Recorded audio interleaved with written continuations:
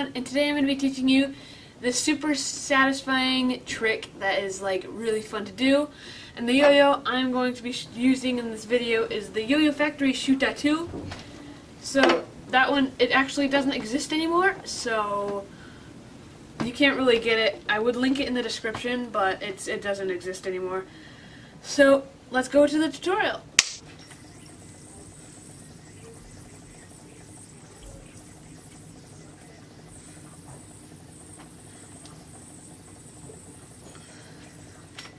So that is actually what the trick looks like, and now I'm going to teach you how to do it. Okay, so what you're going to want to do for this trick is, it's pretty basic. You throw a sleeper and then land on the trapeze, but the next part is a little bit harder.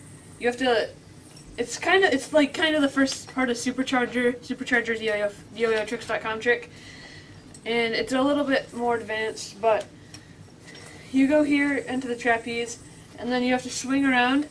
And when you swing around, the string will actually reject. So it's basically just dropping the string and landing it back on the trapeze, but you're doing it in a fluid motion like that.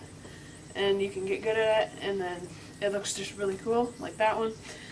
And anyways, what you're going to want to do for this trick is land the trapeze, and then you're going to want to do that like maybe 10-15 times. Just like let the slack loop around the yo-yo, and then usually when you're done, the yo-yo string will look really tangled like that. All you need to do with that is take it out of the bearing and then just whip your hand around and around and around the string or the yo-yo.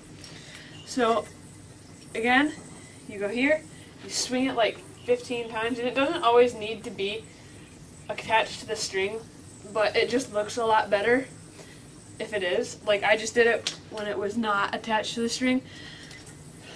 So you go here like 15 times.